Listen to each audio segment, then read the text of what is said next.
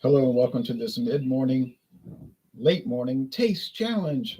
We have two 40% alcohol blended Scotch whiskies. This is Glen Logie, and it's showing a picture of a place in Scotland called the Glen Logie, where there's a national wildlife preserve. You can go. There's hiking trails if you want to go into that area.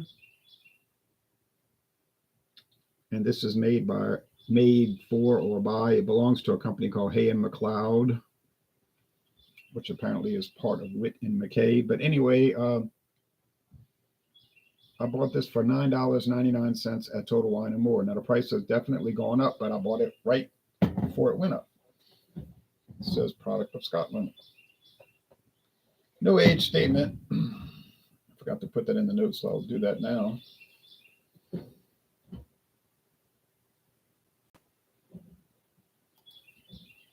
No age statement or website listing.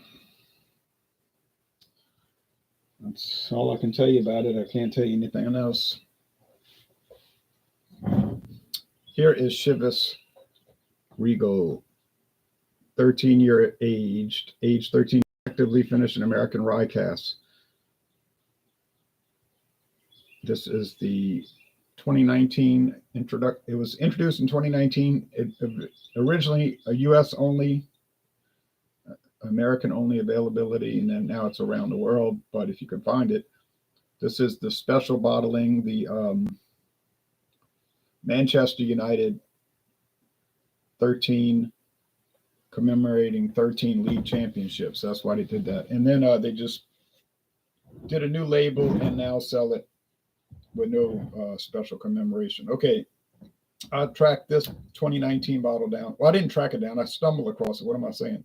I stumbled across this at Savannah Discount in Marrero, Louisiana, and it was $9.99, which is crazy because the normal price is $40. Oh, I forgot the glasses.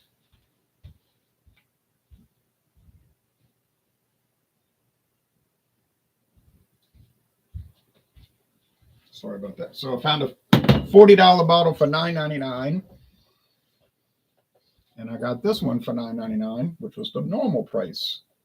So you would think that this would get killed by that. Herbie in India says, hello, Chivas gonna end soon. It's going to end today. Then we're going on to brandy and cognac brandy. Well, I don't have any cognac, just brandy. Okay. I do have cognac. What am I talking about? Okay. Burley Sullivan says, you to you, Burley. So put that over there. Glen Logie introduced in 2015. You can still get it at Total Wine and More. They got the handle for. Well, they didn't have it in my local store. They do that. They're always doing that. They'll have something, then it goes off the shelf, and it goes out of stock, and you never see it again. But oh well, I got it. What can I say? Plastic cap cover. Plastic cap with a foil cap cover.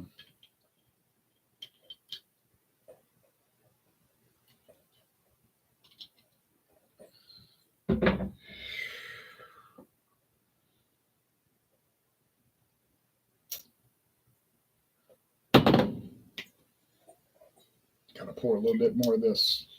Thought I had it even, but didn't. And that's it. If it's not even now, it's going to stay uneven.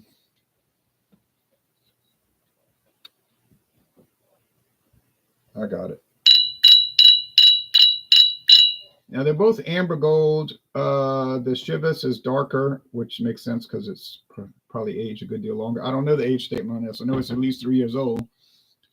Do they have coloring added? Very possibly, but I don't know that. I would assume that's probably the case. All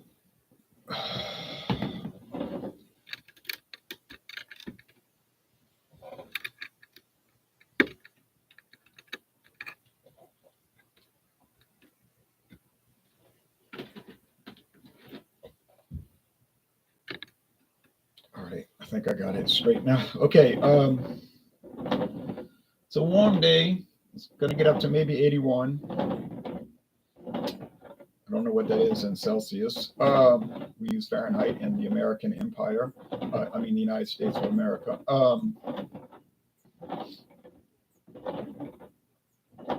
It's pretty humid. We're going to have a cold front coming through Thursday, and it'll be cold that day. We're going to have less and less cold days and more warm days until we get to just everyday hot. You know how that works in Louisiana, June, July, August. There's no reprieve. Which I don't care about that so much. I don't want to have a repeat of last year with the drought. Because that was not good. It killed a lot of plants and caused a lot of other problems.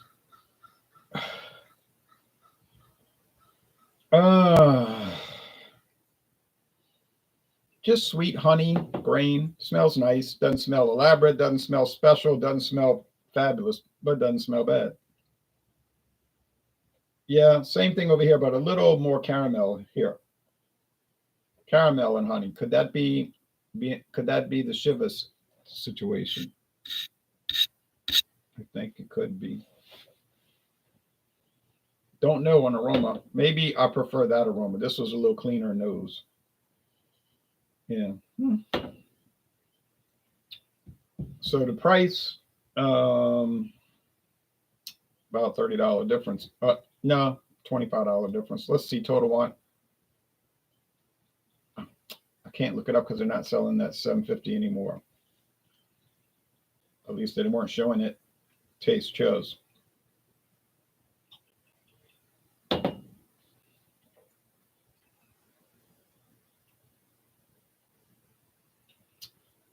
It's got that little sharpness, that little chop to the taste. And I think that's coming from the rye cask. They take a portion of this whiskey.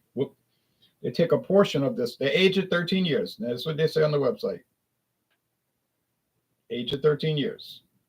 They pull a portion of the batch out, age it in American rye casks, ex-rye barrels for so many months or years. They don't say. Then they put it back into the blend and blend it back in and bottle it. It would still be a 13-year age unless while the main batch was waiting in barrels, if it went another year, then it would be 14-year age. But they're not indicating that. And so then you know that they're not doing that. All right. So it may be a few months. We don't know. But it makes a difference. We do know that. I know that. I'm tasting it. It does make a difference.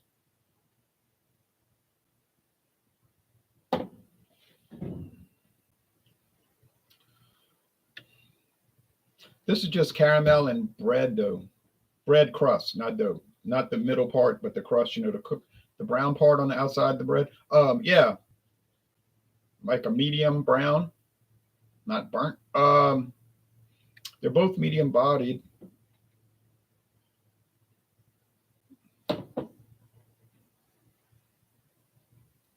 Medium body, almost light.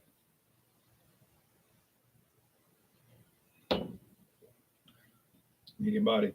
This one has a little bitiness to it. Not too bad. A little bit. Now, what about smoke and peat? Smoke and or peat. No and no. So if you want a Scotch, but you don't like the peatiness and you don't like the smokiness, pick one of these. Either one of these won't have that. There's no peatiness, no smokiness. Okay. So they're not that kind of blend.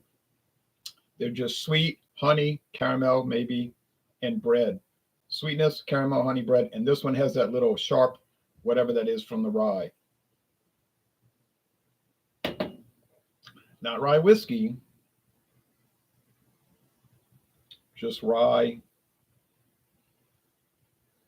whiskey barrels. Could they use rye whiskey in Scotch? If it was blended and if it was distilled in Scotland, they could.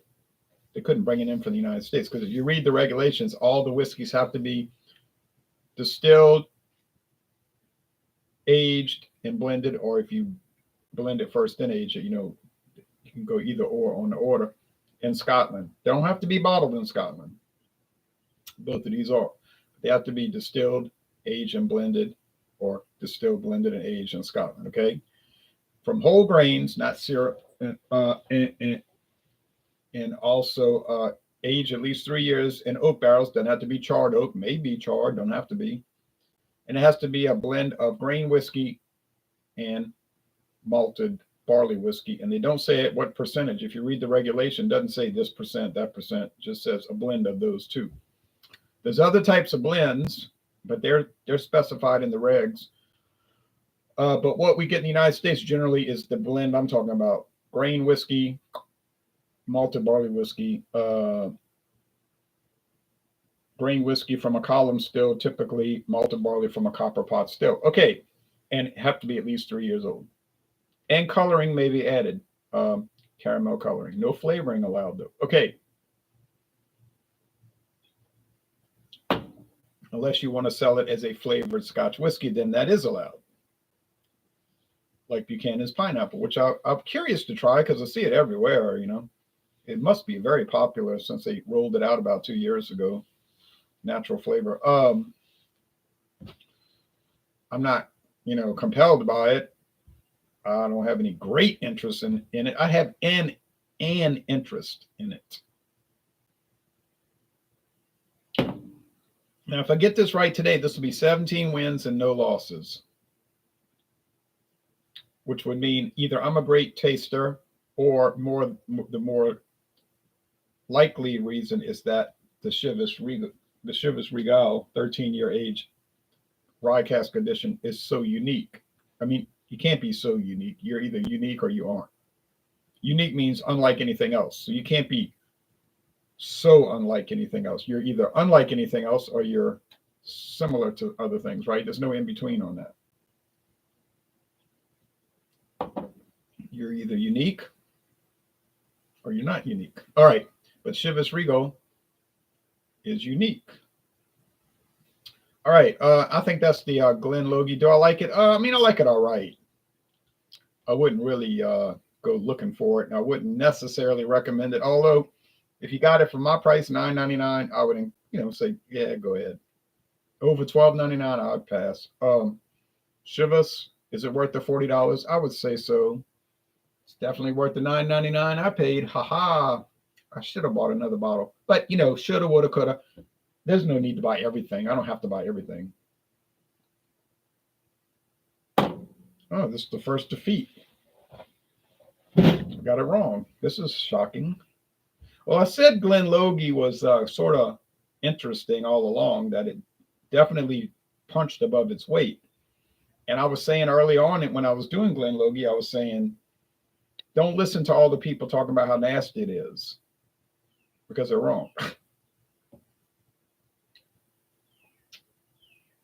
Bizarre. I thought of any challenge, this would be the easiest, or one of the easiest. Never dreamed I'd get it wrong, but I could blame it on different things, none of which would be valid or credible. So I have to blame it on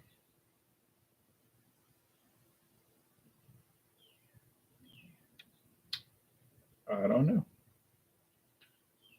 Oh, I bet you I know what it was. Glen Logie probably uses ex-American Rye Cask to tweak their product. Haha, see, that's my excuse.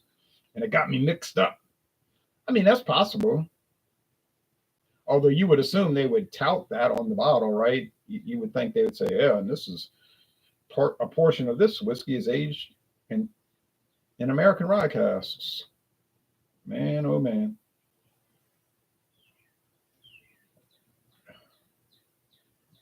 Yeah, it has that sharpness. I'll tell you what, you just never know. You never know. You think you know, but you don't know. But if you try them out, you might know. What I've said before, and I'm going to say it now, and I'm going to say it again in the future. Well, again would be in the future, right? Makes sense. I had to go by the Office of Redundancy office earlier today.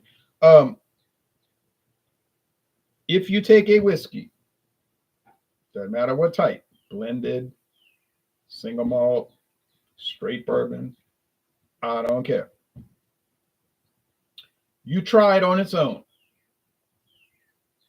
It's going to taste a certain way. You say, okay, this tastes like such and such. Here's my score, whatever. I do that often. Now, when you take that same product and you start putting it into competition against other whiskeys of its class, now I see people doing bizarre things on the internet that make little to no sense. They'll say, "Oh, I'm going to take a high gravity lager. I'm going to put it into competition against a light beer."